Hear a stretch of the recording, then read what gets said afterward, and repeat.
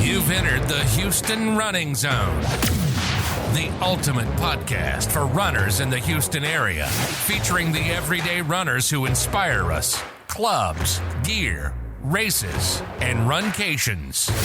Houston, we've got the runs. All right, today in the zone, I have the founder of Champions Running Association. Obviously, he's also a run coach and ultra runner. And my favorite part, and I hope I got the emoji right, but it's cookie connoisseur. I hopefully got this right here, is Daniel Dannug. Daniel, welcome. Thank you. You know, the cookies is a funny thing because it's only chocolate chip cookies. If it's a sugar cookie, you know, M&M cookie, whatever, I don't even touch it. But if it's a chocolate chip cookie, it's over. Okay, well, we have to dig deep on that one. There you go. Cool.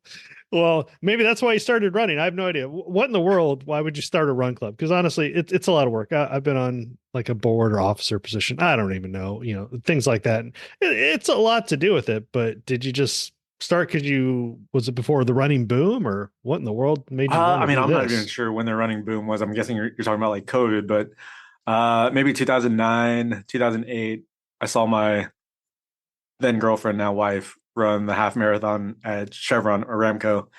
And, I'm standing on the side and just kind of watching everybody from old and young, big and small, people of all different backgrounds running. And I was like, man, if they can do this, why can't I? So the following year, I started kind of dabbling with some of the half marathons and ran the first one with my wife, ran the first two with my wife, and then just kind of continued on. And it's kind of around the same time that I opened up my clinic, and I was like, I need to be somewhat fit, and I really enjoyed running. Kind of caught the runner's high, and I joined a different running club at the time, and you pay X amount of fee, and it was great. But the only problem was like the following year, there was nobody. The first year I joined, there was a ton of people. Second year, I don't know. I'm not really sure what happened behind the scenes, but the group dropped like by more than half. And so you're training for a half marathon and you're probably running with 3-4 people max. And me and another person that's in it, we kind of joked that I think it was like 2015, her and I were the half marathon group. By the time October rolled around, it was just us two. And so it kind of put the seed in for like, man, I wonder what other things are out there. So I kind of looked into different running clubs, but at that same time, I became a coach for this particular, group. And I'm not going to say their name, but, eventually it was just, I think we built it up to what it could be. And then I was like, this isn't working for this area. Let me see what else I can do. And I said I would never start one just because I was starting a family at the time and my time was already limited. But I think just talking it over with my wife, and I just kind of felt passionate about starting a community in this area in the opposite way that the other group was working. So I wanted 5K group. I wanted a 10K group. I wanted a half marathon group. I wanted a marathon group and even like a walking group, because I just feel like everyone starts their journey at different places. And so if I catch the 5K group at the beginning phases, eventually they'll hit up to the, move on up to the 10K, eventually half marathons and hopefully marathons. And, obviously walkers, I wanted them to feel welcome too, because not everybody can run. So just as long as you can get out there and do some form of working exercise, I wanted to create that community. And our whole thing was community first, running second. And I think if you build up a really strong community, have a really strong like foundation of what it is you want to achieve, everyone will just kind of come to that. And 2017, I kind of told a couple of people what I wanted to do and kind of brought them along with me and formed a board, like a leadership team. And here we are rocking. I think we're going into our 8th year and we're hitting record numbers. Wow. That's awesome. Yeah. I've had a couple members on, probably last year, I'd imagine, now time's flying, that love what you're doing. And you hit it on the head, the community first. I think that's, some groups, they kind of forget that, or that's not their focus, and that's 100% okay. But I think that's what people want. Like anybody can download a training plan from the internet. Like that's not that hard. It's the community aspect that people are looking for most of the time. Absolutely. You know, and our training plan previously was just kind of one that was just handed down from year to year. But our first year, I had all of our coaches get run coach certified. So all of our plans now are just, they were made from scratch, and then we're just kind of updating it as we go along with this. And, you know, we used to kind of just be like we still are just like a group of people who just enjoy to run, but over time, and I think just everyone kind of motivating and pushing each other, people have like dedicated themselves to getting it better and improving. And we've had a couple BQers this past year, and hopefully that just continues. And, you know, it's, I kind of make fun because our first year, our marathon group was maybe, I don't know, 10 people, 11 people. It was always our smallest group. And now last year and this year is actually our biggest group of I think we have over 90 people registered for marathon training this year. Whoa. Okay. So obviously they've been in for a couple of years. They've worked their way up. I'd imagine you may get a couple of people that just moved to the area who are like, I normally run marathons. I want to run your marathon group, but these people have probably been there for a couple of years. They've all been there. And, you know, I always try to, you know, hype it up and, you know, kind of make everyone feel like, oh man, this is like where it needs to be. And I mean, you just want to see people progress from, you know, I love when people stick to 5Ks because that's just might be able to what, you know, circumstances in life and whatever. But I think if you can kind of get them to push themselves a little bit more each year and, you know, kind of move up to the next level, it's always great to see that progression, because you get people who say, I was one of those people who said I was never going to run a marathon. And now I can't like run nothing but, I run half marathons, but Chevron, I'm like, I just want to be able to run a marathon every time. But when you first started, you were just being the support system for your wife? I was a support system, did half marathons. Okay. And then once I hit legacy status of Chevron, I was like, I feel like it's time for me to bump up. I mean, that was always my goal to hit legacy status. Yeah. I mean, you get nothing with it other than the fancy title, but you know, I was like, I've done 10 halves. I guess it's time to move up to the full. And I've waited so long to make that leap, and now I kind of regret not making it sooner. Yeah. Well, not to put pressure on you, but yeah, recognition does work. So maybe you need legacy runners for champions runners. I'm a legacy champions runners. You know, give them a title. Put them on the website. Who knows? Yeah, you know, what made it really enjoyable for these marathons was not only was it my first time, but I was a Chevron ambassador at the same time for those first 3 years, and it just kind of went hand in hand and just made it that more enjoyable. Yeah, obviously you want to stay fit to be able to live and work. We also said you started a clinic. So what kind of clinic? So I am a chiropractor and acupuncturist. Oh, okay. Yeah, so I see people from general population to athletes. I've been very fortunate enough to see, you know, professionals and Olympians and stuff like that. But I definitely am drawn to the runners and triathletes who, you know, their goal is to simply stay injury free and, you know, get better. Well, I imagine you see the other side of things. I knew about the chiropractic part. I didn't know about acupuncture. That's pretty interesting. But let's go back to chiropractic. Is there anything, obviously you can help prevent, but is there anything that everybody listening can do to, you know, any injury prevention is what I'm kind of looking at. Any kind of things you see like, wow, if you would have done this, you wouldn't have done this. You know, the injury prevention is just as important as the actual like running itself. And it's the stuff that nobody likes to do, right? Like nobody likes to stretch.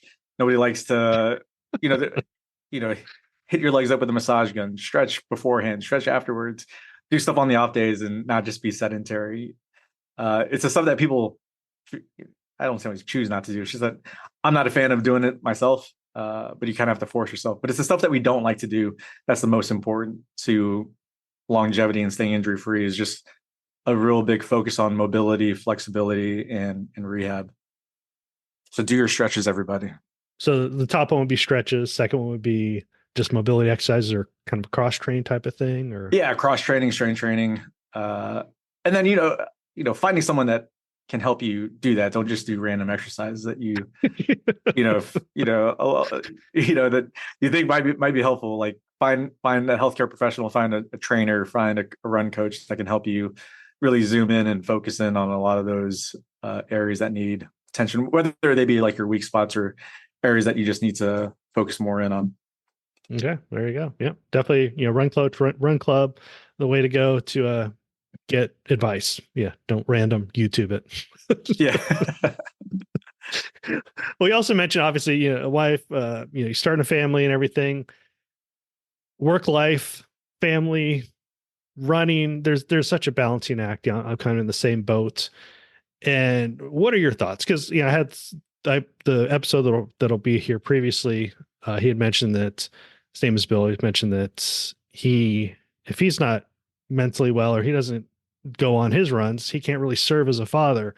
And some people kind of go on the exact opposite, like, no, my kid comes first, and I may have a chance to do running. Like, what is your thought? There's no right or wrong answer. I'd like to give different opinions on this, but how do you balance work, family, running? I love running, and it's become a part of my life. It's just been ingrained in my life. And, very similar, like if I don't get my run in, it kind of just starts my day off or in a bad mood, or not in a bad mood, but, you just, I'm you in the just same don't feel boat. like No, don't worry about it. You just you don't feel like you've, done that check mark off the list. Like it just kind of it's just part of it. But family always comes first. So, now I run before my kids wake up or after they go to sleep. So sometimes I'm running at 4:30, 5 o'clock in the morning, or I'm running at 10 p.m., 11 p.m. at night. Pretty much right when I get home from work, it's wife and kids. Nothing running related.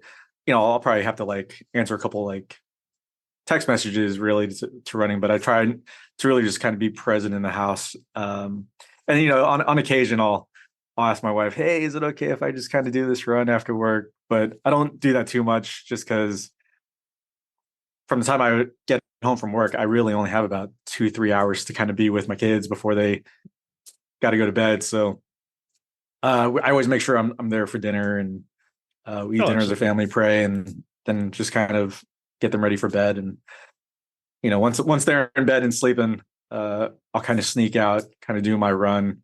My wife usually like, how far do you have to go? And sometimes she's awake when I get back, and sometimes she's knocked out. But yeah, my day is pretty much wake up 4:30 ish, run at 5, 6, get my kids ready for school, 7, leave the house, drop them off at school, work, come home, eat dinner, shower, and then either run again or recover.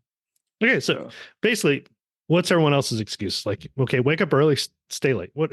It's not that hard, people.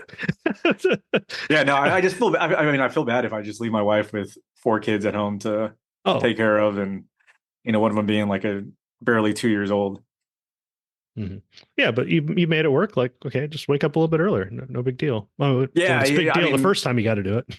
Yeah, first time it's finding that balance, and every year it changes. I got to figure out how I can make this work, but now it's like kids schedule first, running. I work around. I work the running around the schedule. And you're balancing with 4 kids, is that correct? Yeah, really 5, but the 5-year-old, the 5th one or the first one he's a young adult. Oh, so, okay. But the other ones are 7, 6, 5, 2. Yeah, well, the young adults could be the one that you have to watch more. Oh, yeah, absolutely. Yeah, for sure. How old? 24. Okay. Yep. I mean, when he's home, it's great because he helps out with the kids, but for the most part, he's working and, living his young adult life. Mm-hmm. Well, that's cool. That means you did the right thing. So there you go. Awesome. Yeah. I liked it. Hopefully we did. Yeah. Well, they're not asking too much questions, but they still need to be asking questions. Then you really got to worry, I'd imagine. So yeah. A couple years behind you on that one. So in Champions Running Association, so are you guys doing like obviously sporadic runs, but also are you guys focusing like a long run on Saturday, Sunday for your big groups? Okay. Yeah, for the most part, we do Saturday long runs. And then I got an amazing group of like coaches who lead a run, sometimes during the week. So we'll typically have a Tuesday run at a high school where they'll do bleachers and whatnot. Wednesdays, we have a Fleet Feet run that one of our coaches leads. Thursdays, there's a brewery that has a community run. And it's not like CRA runs, but, a lot of our coaches will go to those runs and, help kind of lead it in my place, just because with all the kids now, it's just hard for me to be everywhere. But no, I got a great group of coaches that kind of all split duties. And then my members are just great at organizing themselves, and they'll kind of form a 5 a.m. group in this neighborhood, a 5 a.m. bleacher group over here. And it's great. It's kind of like a well-oiled machine at the moment. Yeah, it's cool when they start branching out, doing their own thing. That's great leadership. And you said, yeah, how many are doing your marathon training this year? I think we're at 90-ish this year. Wow. Which is crazy to like fathom, because, you know, like I said, first couple of years, it was always like our smallest group. And I think we've, the marathon group it's fun just because we have a lot of fun with it. And I always try to give everybody the FOMO of, you know, like, oh man, this is the group to be. And, you know, that's just my own personal thing. And then, you know, eventually like everyone will just kind of be like, hey, man, it looks like that's fun. And I'm like, you guys can absolutely do a marathon. Like if I can find the time, y'all can absolutely do it. So this year we have 106 marathoners already registered. And are they all doing Houston, or the majority percentage? Majority will do Houston. I think you got a couple that are doing CIM, and I think you have a couple that are doing Chicago. One doing Tunnel Marathon this coming weekend. But yeah, no, it's been good. And, you know, it's not just me. I have a great like leadership team with Sarah and Renee. I want to make sure I give them kudos, because they are just as vital to CRA as I am. I always say that I'm the face, but Sarah and Renee, they really make CRA what it is. And they really help me with all the behind the scenes stuff that nobody realizes and makes it look super, super fun and easy. Yeah. Well, every club training association is going to be, you know, unique, and not everyone's going to start with over 100 people in a marathon train. But what are some of the things that really have kept that community? Obviously they've stayed for a couple of years, so they know the community, but what are some of the things, like, what's the magic of the community?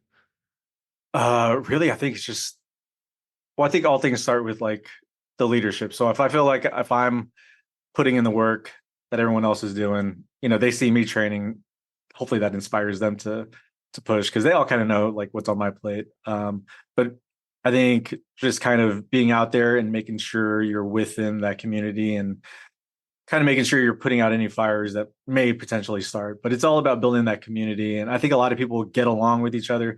They're all really supportive. And I think like our coaches do a really fantastic job of just kind of checking in. We have group chats galore. Nice. And it's all about making sure, one, your returning people are there, but then really welcoming the newbies to the group and making sure they're feel welcomed. You know, with any group, there's always going to be cliques and not what, you know, and so forth in groups, and people who just naturally bond together. But I think every year I've always made it a point that, you know, that first month, we really got to focus in on the new people and make sure they feel welcome, because after that first month and they feel part of the group, then everyone just, integrates and really forms bonds. And we do a lot of things. We do a lot of post-run socials. We had 6 teams at TIR this year. We have Christmas parties. We have Runsgiving. We should really try to engage our group with like community social events.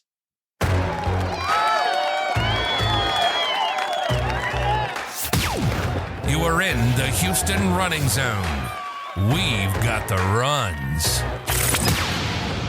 I'd imagine a lot of people, you said they're doing different kind of runcations, really, even though it's a marathon, you still make the most of it. Any unique or favorite races that you like besides Houston, obviously?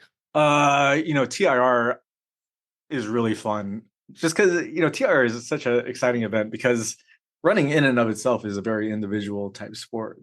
But TIR, you get to put that into like a team setting. And so, not everybody runs the same pace, but if I'm putting forth effort and someone else is putting forth effort, everyone just kind of putting in their max, effort to really kind of give it their all to support one another. And TIR is really fun.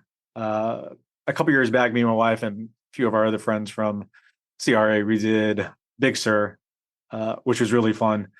It's a really hilly course. And then, another group of people just went there this past April and ran it.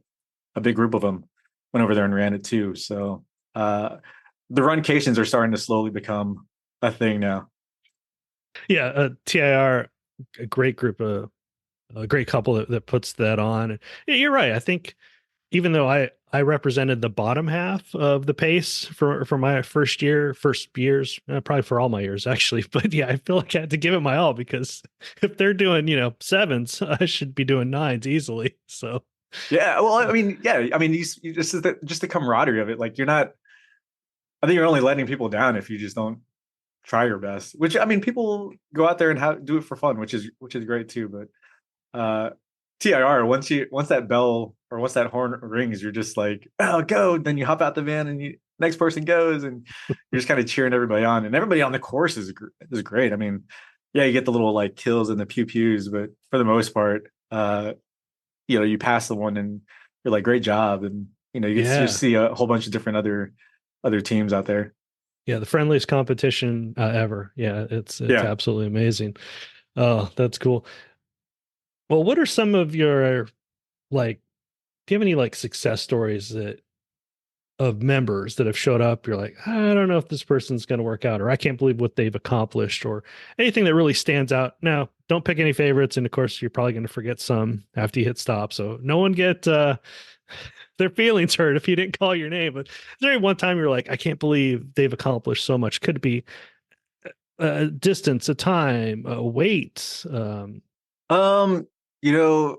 I'm always going to start off with my wife, because she's been wanting to do a marathon for like the longest time. And, obviously with kids and back to back kids, it makes it a little bit tough, but she ran her first marathon at Chevron 2023.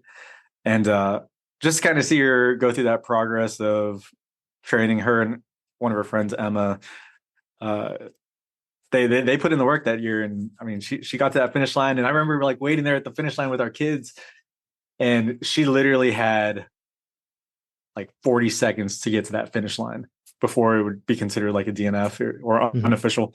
And so she's coming and she's like waving at all of us. And I'm like, move your butt. Like, you got 30 seconds to get to that finish. I mean, luckily she finished with 20 seconds to spare, but just to kind of see her finish her first marathon when she hasn't been able to run for X amount of years, just because of being a mom and being very supportive of me and letting me kind of, get to my marathon goals. But just last year we had a buddy of mine, I won't say his name, but when he first joined 2 years ago, he could barely run 1 or 2 miles.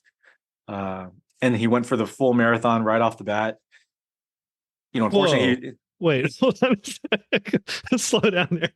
Did he just like, I want to run a marathon, and so I'm gonna sign up for this group? Like, what? Yeah, he went all in. Like, I don't even think he ran a half marathon. I don't think he ran a half marathon prior to that year, but he joined in. Kind of came in after the 6 hour mark, that Chevron 2023. But this year, he put in the work, and he finished like 10, 15 minutes like before, like a 5:45 or 5:50. So just to kind of see that progression of him not even being able to run 1 full mile or 2 miles without having to stop or slow down, to finishing an entire marathon. I mean, that's the kind of stuff you love to see. And then obviously you have your BQers, seeing them accomplish that goal. People who just have the goals of like sub 4 or sub 2 half marathon. Anybody who just gets up and runs and finishes their first race. Our community is so great, because they'll post it, or if they're too shy to post it, I will make sure that I showcase them, and the kudos and the props. Just it just doesn't stop. But there's so many stories I can't even like pick out. Oh yeah, one. So many years. I'm trying to think of someone that did a mile, want to do a full. Like, who do you run with? Like, there's a very small niche of people that could run. Or did he just start with, I'm going to run with the 10K group for a little bit? Or he just kind of like, how did that work out? We train with the 80-20 rule. So 80% of our runs are done at conversation pace. So these Saturday runs are all conversation pace until like maybe November, December. Then we'll kind of add in like last 2 miles at marathon pace, last 3 miles at marathon pace. But for the most part, for the whole entire season, it's conversation pace. And really early on, we make sure everybody runs together. So like you may have, people who run marathons at a 7-minute pace, but early on in the season, we're all going like at an average of like 10, 30, 11. And so we're kind of just we stick together. We have conversations. We talk about the most randomest things. And if someone's like a little bit behind, what we'll do is we'll kind of hang out at the turn point and wait for them to catch up. And then we make our way back. And someone will typically stay back and, run if there's anybody that's a little bit lagging behind. And, as the season goes on, people will kind of pick up their pace a little bit. But for the most part, early on, that community is just kind of built early on in that conversation pace zone. Wow. Yeah. So everyone has somebody to run with, in other words. Yeah, no, that's great. And conversation pace, obviously a little bit safer, especially when depends on, how many streets you have to cross too. Yeah. Luckily we have a great route back here in our area. There's a YMCA and 100-acre woods, and it's starting to connect to these different parks, but you could easily get 13 miles one way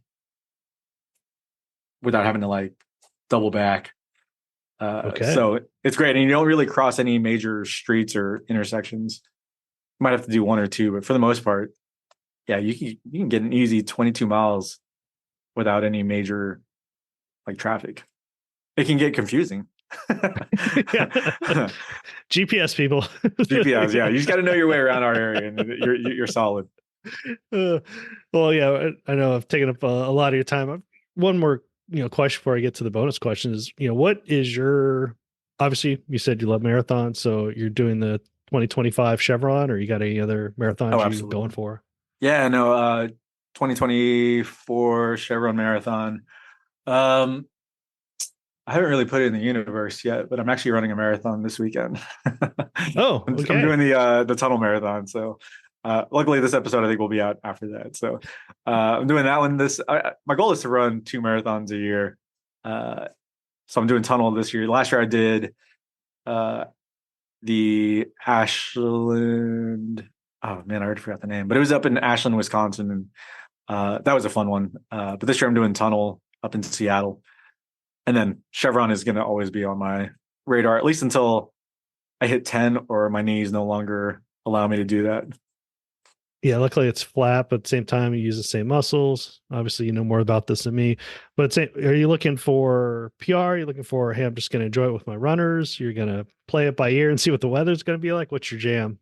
Well, depending on how I do well this weekend at tunnel, that'll kind of determine Chevron goals. But I've I kind of had like a little pace group that we had formed, and everyone's trying to go for like a 320 or under. And I think hopefully I'll be able to stick with them and hang with them. They're way faster than me. I'm just like the guy trying to hang on, by a thread. But my goal is to kind of hang on to them and hopefully shoot for like a sub 320 at Chevron.